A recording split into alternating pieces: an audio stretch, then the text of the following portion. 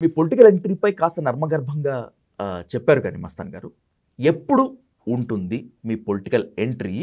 ఏ party నుంచి ఉంటుంది? అసలు ఇప్పటివరకు అటువంటి ఆలోచన కానీ నిర్ణయం కానీ తీసుకోలేదు. నా ముందున్నటువంటి ప్రథమ కర్తవ్యం ఆరా సంస్థ గతంలో ఏ విధంగా ప్రజల నమ్మకాన్ని చూరగొన్నదో ఆ విధంగా తిరిగి పునర్వైభవం దిశగా పనిచేయటం తప్పితే ఇంకా నా ముందు వేరే ఆలోచన లేదు. బహుశా అటువంటి, ఎందుకంటే ఎన్నికలు అయిపోయి కూడా నెల రోజులే, ఇంకా 4 సంవత్సరాల 11 నెలలు ఉన్నాయి. కాబట్టి అటువంటి ఆలోచన ఏదైనా ఉంటే తప్పనిసరిగా మీకు తెలియజేస్తాను. అటువంటి ప్రస్తుతానికైతే అటువంటి ఏం నిర్ణయం లేదు. ఇప్పటికే రాజకీయాలు చాలా కాస్ట్లీ అయిపోయాయి. మీరు ఇంకొక 5 ఏళ్ళలో 10 ఏళ్ళలో గనక సమయం తీసుకుంటే రాజకీయాలు మరింత కాస్ట్లీ అయిపోతాయి. అప్పుడున్న పొజిషన్లో రాజకీయం చేయగలను, నేను చేసే రాజకీయాన్ని జనాలు స్వీకరిస్తారు అని నమ్మకం ఉందా? అంటే రాజకీయాలు కాస్ట్లీ అయిన మాట వాస్తవమే కానీ విజయ్ గారు, కానీ డబ్బుల కారణంగానే రాజకీయం చేస్తారు అనే దాంట్లో నాకు విశ్వాసం లేదు. అనేక ఇంటర్వ్యూలు కూడా నేను చెప్పాను, డబ్బులతో రాజకీయాల్ని ప్రభావితం చేయగలుగుతారు అంటే పొరపాటు. ఓకే, బోలెడంతమంది అనేక నియోజకవర్గాలు నా ముందు ఉదాహరణలు ఉన్నాయి. 100 కోట్లు పెట్టినటువంటి వాళ్ళు డిపాజిట్లు రాకుండా పోయినటువంటి సందర్భాలు కూడా ఉన్నాయి. నేను ఆంధ్ర తెలంగాణ గురించి మాట్లాడలేదు. ఈశాన్య రాష్ట్రాలు కూడా మనతో పాటుగా అత్యధిక ఖర్చు చేసేటువంటి రాష్ట్రాలు ఈశాన్య రాష్ట్రాలు. విపరీతం ఖర్చు పెడితే ఓటుకు 25,000 కూడా ఇస్తారు అక్కడ. అవునా? ఓటుకు 25,000 రూపాయలు కూడా ఇస్తారు. సో తక్కువ ఓట్లు కాబట్టి వాళ్ళు ఇస్తుంటారు. సో ఆంధ్ర, తెలంగాణ, తమిళనాడు అంటే మీరు అందరూ చూస్తూనే ఉన్నారు ఎంత కాస్ట్లీ అనేటువంటి. కాబట్టి ఓటుకి డబ్బులు ఇచ్చిన కారణంగానో, లేదా ఎన్నికల్లో విపరీతంగా ఖర్చు చేసిన కారణంగానో, లేదా ఒక ధనవంతుడు రాజకీయాల్లో వచ్చిన కారణంగానో రాజకీయాల్లో మార్పులు వస్తాయంటే అది పొరపాటు. మన వైఎస్ఆర్ కాంగ్రెస్ పార్టీ కూడా ఎక్కడ కూడా డబ్బుల విషయంలో వెనక తగ్గలేదు కదా. తెలుగుదేశం పార్టీ కంటే కూడా కుడి చేయగానే పనిచేసింది కదా. అవును, ఎవరు తగ్గలేదు కదా. మరి ఏమైనా పనిచేసిందా? పనిచేయలేదు కదా. మీరు కళ్ళ ముందు మీరు ఉదాహరణలు ఉన్నాయి, హుజూరాబాద్ లాంటి ఉదాహరణలు. అధికార పార్టీ ఇన్ని వేల, అంటే బోలెడంత ఖర్చు పెట్టింది కదా. ఖర్చు పెట్టింది, కానీ ఏమైంది అక్కడ ఫలితం? ఎగ్జాంపుల్ చెప్తున్నా. ఇప్పుడు రాష్ట్రంలో కాంగ్రెస్ పార్టీ అధికారంలో ఉంది.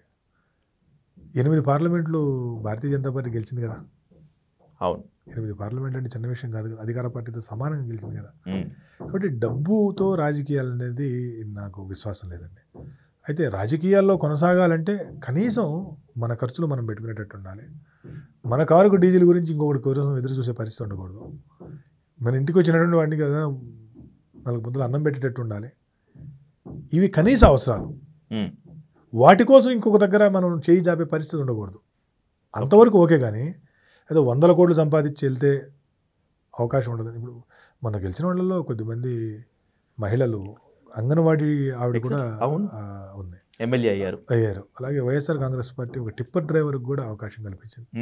సో ఒక అంగన్వాడీ, ఒక టిప్పర్ డ్రైవర్ యొక్క పరిస్థితి నేను ఎక్కడో ఉత్తరప్రదేశ్, జార్ఖండ్లో చూశాను. ఓ పోస్ట్ మ్యాన్ ఎమ్మెల్యే కావడము, ఓ విద్యార్థి నాయకుడు ఎమ్మెల్యే కావడం, ఓ సాధారణ జర్నలిస్ట్ ఎమ్మెల్యే కావడం కూడా చూశాను.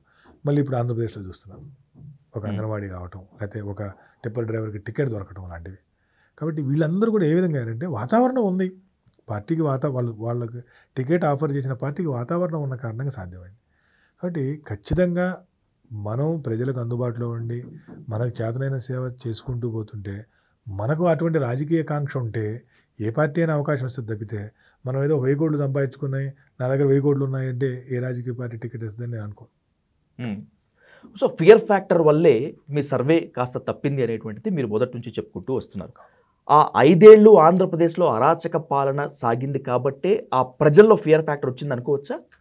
అంటే అరాచక పాలన లేదంటే అనుకూల పాలన అనే దానికంటే కూడా అండి, ఈ వాలంటీర్ సిస్టమ్ కారణంగా ప్రతి కుటుంబం మీద కూడా ప్రభుత్వానికి, వైఎస్ఆర్ కాంగ్రెస్ పార్టీకి ఒక పట్టు వచ్చింది. ఓకే, అంటే రెగ్యులర్గా 2 నెలలకు 3 నెలలకు ఏదో ఒక పథకం ఇస్తూ ప్రజలతో ఈ వాలంటీర్లు నిత్యం అందుబాటులో ఉన్న కారణంగా ఇతను ఏ పార్టీకి ఓటేస్తాడు, ఈ కుటుంబంలో ఉన్నటువంటి ఓట్లలో ఏ పార్టీకి ఎన్ని ఓట్లు వస్తాయనేటువంటి గ్రిప్ వచ్చి, ఖచ్చితంగా ఇక్కడ ప్రభుత్వానికి వ్యతిరేకంగా కనుక ఓటు వేసినట్లయితే, లేదా ఓటు మనం మాట్లాడినట్లయితే, మన అభిప్రాయాన్ని తెలియజేసినట్లయితే ఈ వాలంటీర్ మనల్ని ఇబ్బంది పెడతాడు అనేటువంటి ఫీల్ అయితే మాత్రం ఇప్పుడు అర్థమవుతుంది మాకు. దీని కారణంగానే అంత వేరియేషన్ వచ్చింది అనేది మాత్రం ప్రస్తుతానికి నేను నమ్ముతున్నాను.